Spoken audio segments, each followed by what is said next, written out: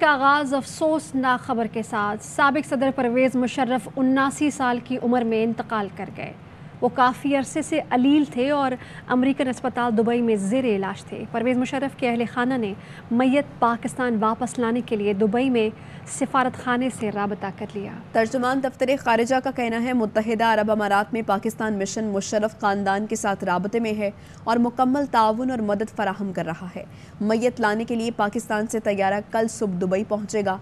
General retired Pervez Musharraf ने 12 अक्टूबर 1999 को chief executive की हैसियत से इक़्तिदार संभाला और 2008 में सदारत के मनसब से रुखसत हुए। मुशर्रफ 11 अगस्त 1943 को दिल्ली में पैदा हुए। 1947 में क़याम पाकिस्तान के बाद वालिदैन के साथ हिजरत करके कराची मुंतकिल हुए। सेंट पैट्रिक्स स्कूल से इब्तदाई और सेकेंडरी तालीम के बाद FC कॉलेज लाहौर से भी तालीम हासिल की। परवेज़ मुशर्रफ 1964 में 29वें PMA लॉन्ग कोर्स से फारिग तहसील हुए। आर्टिलरी रेजिमेंट की 61वीं SP यूनिट में कमीशन हासिल किया। इसी यूनिट की कमांड भी की। परवेज़ मुशर्रफ ने army command and staff college Quetta से ग्रेजुएशन किया। Royal college of defence studies London में भी ज़ेर तालीम रहे। पाक फौज में आर्टिलरी, इन्फेंट्री और SSG यूनिट का हिस्सा रहे। उन्होंने 1965 और 71 की पाक भारत जंग में भी हिस्सा लिया। 25वीं ब्रिगेड 41वें डिवीजन की कमांड के साथ साथ DG मिलिट्री ऑपरेशन भी रहे। परवेज़ मुशर्रफ 7 अक्टूबर 1998 को आर्मी चीफ के मनसब पर फाइज हुए। उस वक्त वो मंगला कोर की कमांड कर रहे थे। परवेज़ मुशर्रफ की सरबराही में पाक फौज ने कारगिल की जंग भी लड़ी। I feel proud when I win.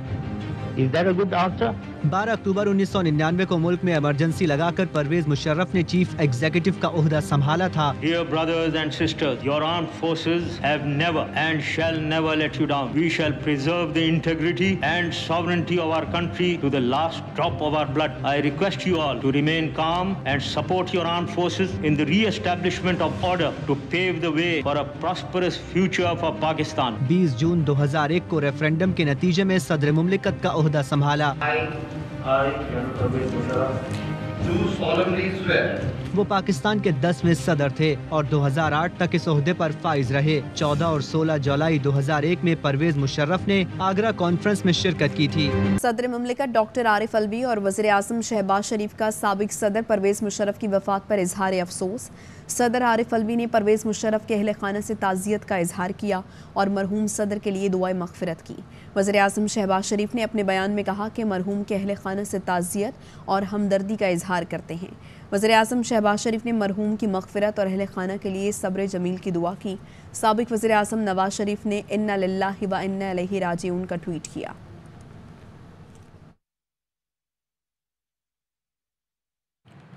साबिक सदर और chief of army staff general retired Pervez Musharraf के इंतकाल पर chairman joint chief of staff committee और आर्मी चीफ का इजहार अफसोस। ISPR ने कहा कि अस्करी क़यादत ने मरहूम के दर्जात की बुलंदी और अहल खाना के लिए सब्र जमील की दुआ की।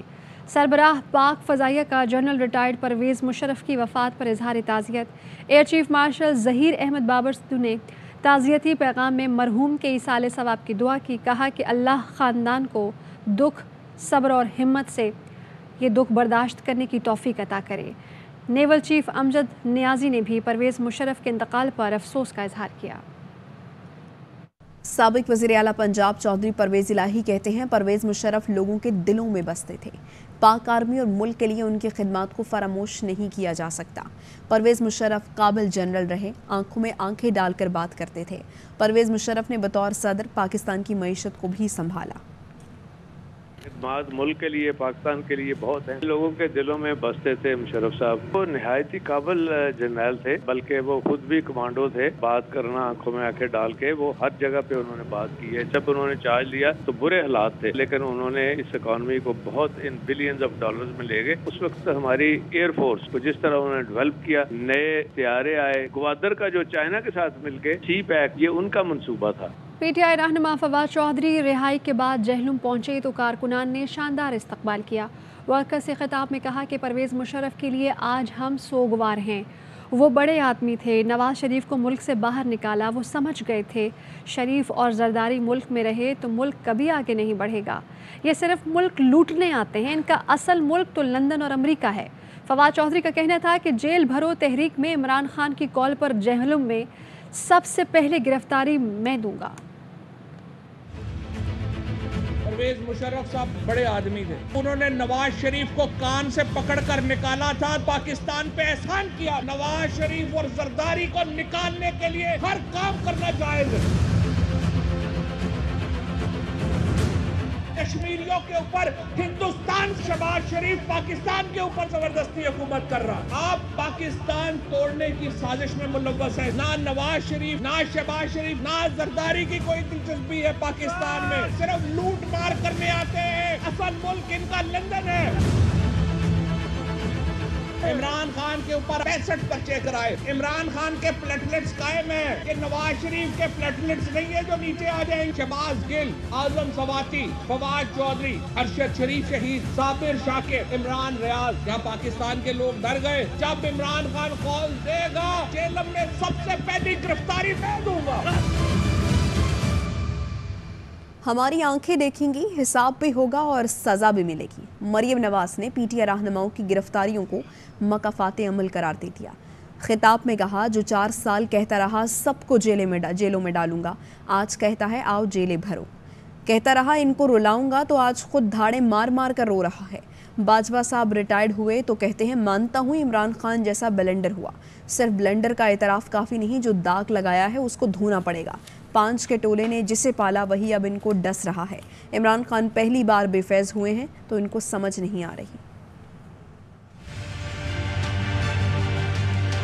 ہماری آنکھیں دیکھیں گی، حساب بھی ہوگا اور سزا بھی ملے گی۔ یہ نواز شریف نے کوئی انتقام نہیں لیا، شہباز شریف نے کوئی انتقام نہیں لیا۔ ایک چیز ہے، اس کا نام ہے مکافات عمل۔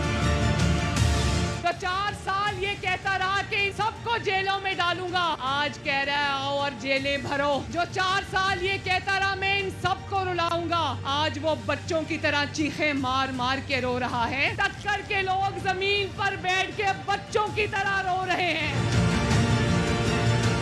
پہلی بار بے فیض ہوئے ہیں تو ان کو سمجھ نہیں آ رہی۔ آج باجوہ صاحب جب ریٹائر ہوئے، کہا کہ میں مانتا ہوں کہ عمران خان جیسا بلنڈر ہم سے ہوا ہے، صرف بلنڈر کرنے کا اعتراف کافی نہیں، اب وہ جو داغ ملک اور قوم کے ماتھے پہ لگایا اس کو دھونا پڑے گا۔ یہ بلنڈر نہیں تھا، یہ سانپ تھا جو 5 کے ٹولے نے پالا، اب یہی سانپ اس 5 کے ٹولے کو ڈس رہا ہے۔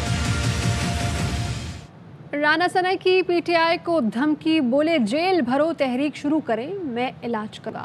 وفاقی وزیر داخلہ رانا ثنا نے ملتان ورکرز کنونشن سے خطاب میں کہا کہ 25 مئی اور 26 نومبر کو کیا ہوا عمران خان کو یاد رکھنا چاہیے۔ رانا ثناء اللہ ریاستی مشینری کے پیچھے چھپ کر ٹی وی پر بڑکے مار رہے ہیں۔ بزدل وزیر داخلہ صرف زمان پارک کے باہر سے گزر کر دکھائیں۔ پی ٹی آئی رہنما عثمان ڈار کا رانا ثناء اللہ کو چیلنج۔ پروگرام اعتراض ہے میں بولے کارکنان جیل بھرو تحریک کے لیے پرجوش ہیں، رجسٹریشن شروع کر دی، ملک کی جیلیں کم پڑ جائیں گی، نئی جیلیں بنانا پڑیں گی، ہر تھانے کے باہر کارکن پہنچیں گے۔ وزیر داخلہ رانا ثناء اللہ اخلاقی جرات کا مظاہرہ کریں، یہ زمان پارک سے باہر ہی گزر کے ہمیں دکھا دیں۔ اتنی بڑکیں لگاتے ہیں میڈیا پہ بیٹھ کے، ریاستی مشینری کے پیچھے چھپ کر یہ بزدل وزیر داخلہ رانا ثناء اللہ باتیں کرتا ہے، تو آ جائیں نا یہاں۔ اور جہاں تک جیل بھرنے کی باتیں، ہم نے تو اس کی باقاعدہ رجسٹریشن شروع کر دی ہے۔ جیلیں کم پڑ جائیں گی، انہیں نئی جیلیں بنانی پڑیں گی۔ پاکستان تحریک انصاف کے کارکنان اپنے لیڈر عمران خان کے لیے جیلوں میں جانے کے لیے تیار ہیں۔ ہر تھانے کے باہر ہزاروں کارکنان جانثار عمران خان پہنچیں گے۔ بلیٹن میں واپس آئیں گے بریک کے بعد۔